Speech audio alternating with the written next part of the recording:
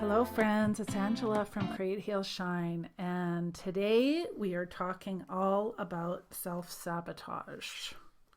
So I don't know about you, but maybe you can relate.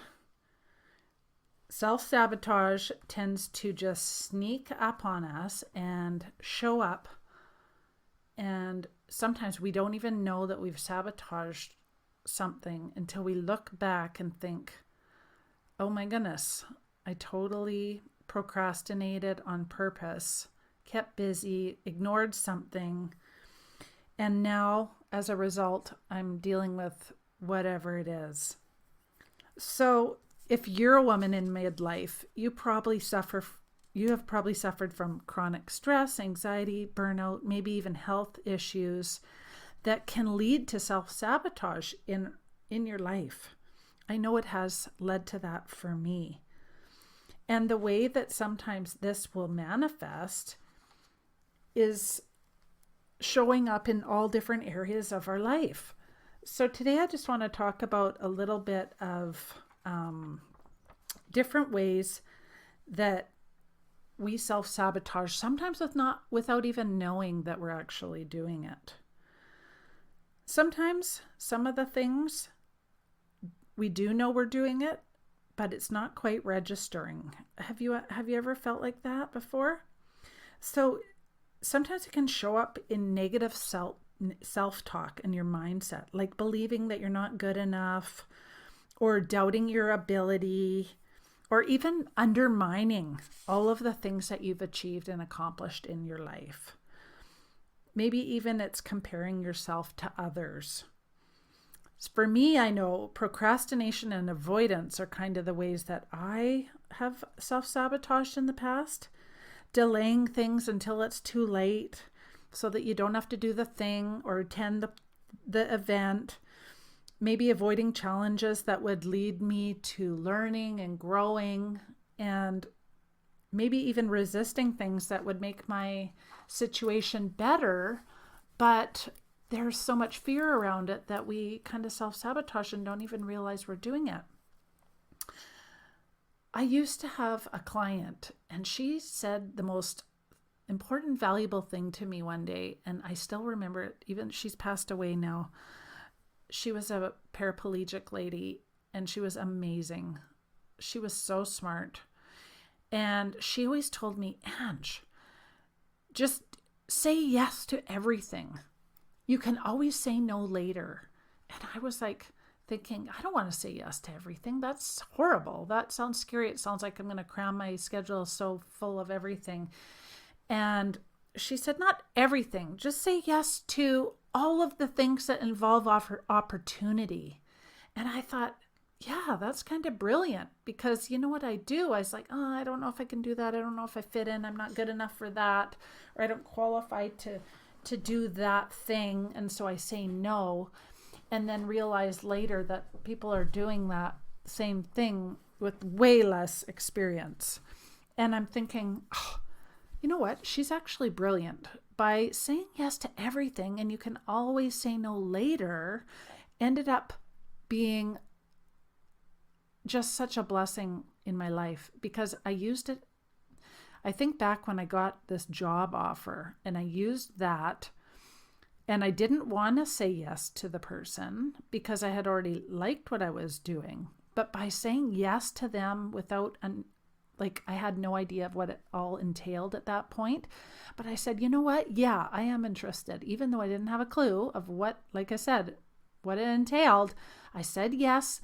And I thought, it's better I can learn more about it when I get more details from the person, instead of losing out on it completely by saying no to something. So in that situation, I was sabotaging things before by saying no, judging myself on what I could do and accomplish or qualify for, when I didn't even have enough information to be able to make a proper decision. So I don't know if you have ever had an experience like that, but ever since then, I say yes to everything that is good and involves opportunity, because I can change my mind later.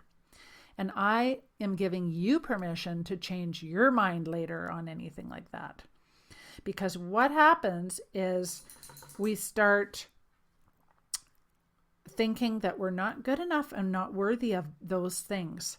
Maybe even self-sabotage for you comes into your life through overworking or perfectionism. Maybe it's setting unrealistic expectations for yourself. Maybe it comes out, manifests by micromanaging and not delegating tasks. Maybe it's ignoring your own personal needs and getting things done instead, or neglecting self-care. Maybe you're totally ignoring your emotional and physical well-being and not making time for yourself to relax and be in nature, do hobbies. All of those kinds of overworking and perfectionism can manifest in different ways. And it can also, another way that self-sabotage can really sabotage our life is through unhealthy and emotional eating or substance abuse, say alcohol or medication, or even isolation and withdrawing from people. So there's so many different ways that it can manifest. I have a whole list that I want to share with you. But first, I want to explain how you cannot probably understand that those affect all different parts of your life, like your physical health, your mental health, your relationships, your career, your job, your whatever work you do. And where it really affects it is in your own personal growth, because it can just halt everything. And I hope that you remember going forward what my little story about saying yes to everything that involves opportunities, because you will not regret it. I have benefited from so many amazing opportunities that everything inside of me wanted to say no, but I start saying yes, even though I don't have enough information yet. I just say yes anyway. And it's not like I'm saying yes every day to 10 things that I have to turn away and say no to and disappoint people constantly. But these are things that would make me grow, or things that scare you, like changing jobs or careers, things that are like big, feel risky and cause fear. And that's where we really self-sabotage. And so at the end of this podcast, I'm going to leave you with some journal prompts that really helped me work through a lot of self-sabotage. But I just want to first tell you some different behaviors that it may have come out in you that you may not have recognized as such as maybe you constantly feel like a fraud, or your fear of being found out that you're feeling inadequate. Or maybe you're analyzing all your past, and so you don't move forward because you're worried you're going to be repeat the past. Maybe you second guess all of your choices and decisions. Maybe you feel totally paralyzed when you have to make decisions, or you're a complete overthinker and you're all about, well, what if, and I should have, and I could have done that, and what if I did this, and beating yourself up for all of things that are in your past that you have zero control over now. Maybe it's not engaging in support or asking for help when you need it. Maybe it's shrinking back and being invisible when you really have important things that you want to say, and you feel like you have no courage. Or you're letting other people take credit for your work. That has happened a lot of times to me. And when I look back and I think, look at all the things that where I've done. And I don't beat myself up for like saying, oh, I cut myself short on these things. I just look at it as growing opportunity, and where can I improve, and how going forward, can I change that? Maybe it's something like overspending and financial kind of mismanagement, on spending on non-essential things just for comfort because you're avoiding something. And this one I think you'll recognize, because a lot of us do this, and it's people pleasing. We people please and we prioritize other people's needs before our own. And this helps us to avoid confrontation and difficult conversations a lot of time. And that's definitely a major self-sabotaging behavior. So if you recognize these in yourself, you can change them. And that's why I'm going over them in detail here. Because the growth that you can get by recognizing this is super powerful. There's another thing that I just thought of. Undervaluing yourself and your skills, not recognizing your own personal worth and what you have done to contribute to people, things, your workplace, your family, your children's lives, your partner's life, anything. Recognizing those things. It can also show up also as like in a lack of setting boundaries, having no limits and letting people just treat you however they want, or allowing your own time to be sucked up by everybody else's ideas and obligations. So that can all leave you feeling overcommitted and vulnerable and stressed out and succumbing to all these societal expectations. And it's vital to recognize all this stuff, because then when you see these patterns happening in your life, you can tackle them head on. So clarity comes by you taking action, not the other way around. You and your contributions right now make a huge difference. Like, I just want you to recognize these things so that hopefully one day this is going to stick out and you're going to see that you're worthy. Now, I just told you I would share some journal prompts with you that really help me do some deep reflecting on self-sabotage. So the journal prompts that I want to share with you are, and you can pause this and write them down if you like. How do my current health concerns impact my daily life and overall well-being? What dreams or goals have I put on hold and why?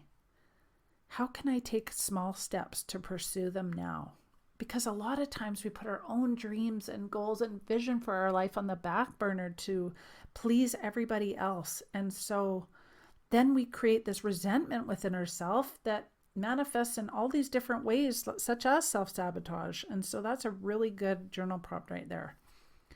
What are my biggest financial worries and what steps can I take to address them? What negative beliefs do I hold about myself and how can I challenge them?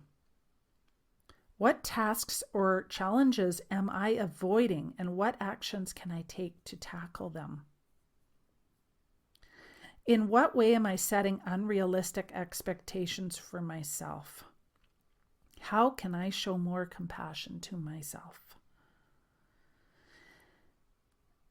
How do I prioritize self-care? And what are 3 self-care activities can I commit to this week? Speaking of that, we have a September self-care challenge happening over in the membership, the Create, Heal, Shine membership. So if you haven't joined that, you've got to come on over. It's just so much fun over there. There are so many resources, tools, and amazing supportive community of women there to lift you up and support you through all of life's toughest challenges. The last one is, how often do I overthink decisions and what are the mental and emotional impacts? What strategies can I do to make decisions more confidently? And I'm not going to stop there. I can think of more. How do I tend to undervalue my skills? How often do I say yes when I want to say no? In what situations do I tend to shrink, and how can I start to advocate for myself? How can I set stronger boundaries in my life? And this will be the last. What changes am I resisting and why? What if I were to embrace these changes? So I hope that this helps you see if you're doing some self-sabotage in your life. And I hope that I will see you in the Create, Heal, Shine membership community and you can join our September self-care challenge. That would be amazing. I will leave a link below this video if you're watching on YouTube. And I hope to see you there.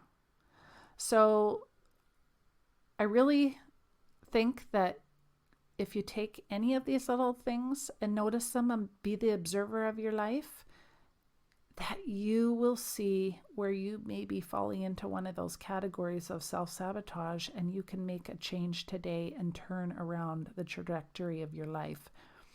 So I hope you have a wonderful day, friends, and you got something out of this. Leave me a comment if this has helped you or you resonate with any of this, and I will see you next time. Bye, friends.